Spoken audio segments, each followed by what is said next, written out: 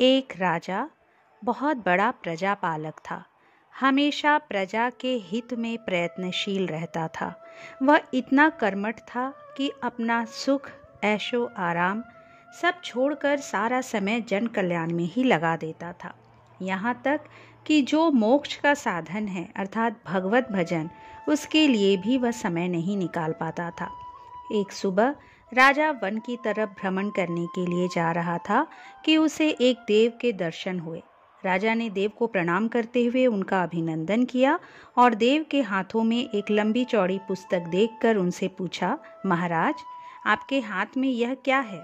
देव बोले, राजन, यह हमारा बही खाता है जिसमें सभी भजन करने वालों के नाम हैं। राजा ने निराशा युक्त भाव से कहा, कृपया देखिए तो इस किताब में कहीं मेरा नाम भी है या नहीं। देव किताब का एक एक पृष्ठ उलटने लगे, परंतु राजा का नाम कहीं भी नजर नहीं आया।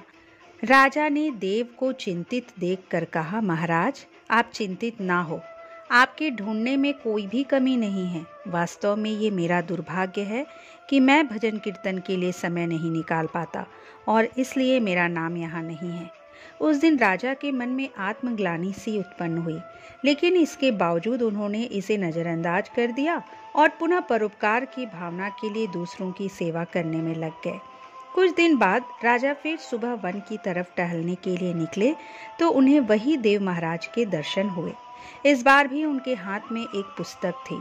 इस पुस्तक के रंग और आकार में बहुत भेद था और यह पहली वाली से काफ़ी छोटी भी थी। राजा ने फिर उन्हें प्रणाम करते हुए पूछा, महाराज, आज कौन सा बही खाता आपने हाथों में लिया हुआ है? देव ने कहा, राजन, आज के बही खाते में उन लोगों का नाम लिखा है जो ईश्वर को सबसे अधिक प्रिय है। राजा ने कहा, कितने भाग्यशाली होंगे वे लोग, निश्चित ही वे दिन रात भगवत भजन में लीन रहते होंगे। क्या इस पुस्तक में कोई मेरे राज्य का भी नागरिक है? देव महाराज ने बही खाता खोला और ये क्या, पहले पन्ने पर पहला नाम राजा का ही था। राजा ने आश्चर्यचकित होकर पूछा, महाराज, मेरा नाम इसमें कैसे लिखा हुआ है? मैं तो मंदिर भी कभी कभार ही जाता हूँ। देव ने कहा, राजन, इसमें आश्चर्य की क्या बात है? जो लोग निष्काम होकर संसार की सेवा करते हैं, जो लोग संसार के उपकार में अपना जीवन अर्पण करते हैं, जो लोग मुक्ति का लोभ भी त्याग कर प्रभु के निर्बल संतानों की सेवा सहायता में अपना योगदान देते हैं, उन त्यागी महापुरुषों का भजन स्वयं ईश्वर करता है।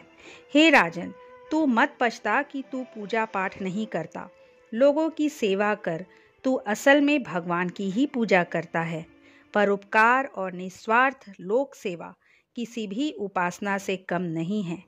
देव ने वेदों का उदाहरण देते हुए कहा, कुर्वन्नेवेह कर्माणि जिजीविषेच्छनं समा एवान त्वाप नान्यतो अस्ति व कर्म लिप्यते नरे। अर्थात कर्म करते हुए 100 वर्ष जीने की इच्छा करो तो कर्म बंधन में लिप्त हो जाओगे। राजन, भगवान दीन दयालु हैं, उन्हें खुशामद नहीं भाती बल्कि आचरण भाता है।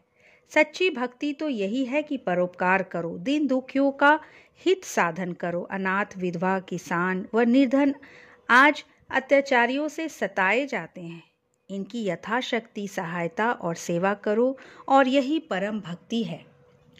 राजा को आज देव के माध्यम से बहुत बड़ा ज्ञान मिल चुका था और अब राजा भी समझ गया कि परोपकार से बड़ा और जो परोपकार करते हैं वही भगवान के सबसे प्रिय होते हैं। मित्रों, जो व्यक्ति निस्वार्थ भाव से लोगों की सेवा करने के लिए आगे आते हैं, परमात्मा हर समय उनके कल्याण के लिए यत्न करता है।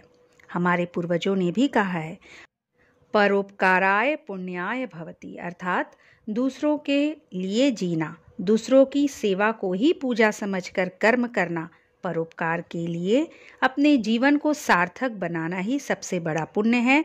और जब आप भी ऐसा करेंगे तो स्वतः ही आप वह ईश्वर के प्रिय भक्तों में शामिल हो जाएंगे। दोस्तों, यदि ये वीडियो आपको पसंद आया तो इसे लाइक कर दीजिए। मेरे चैनल को अगर अब तक सब्सक्राइब नहीं किए हैं तो प्लीज़ सब्सक्राइब कर लीजिए। अगली बार एक नए वीडियो के साथ आपसे फिर मिलेंगे। नमस्कार।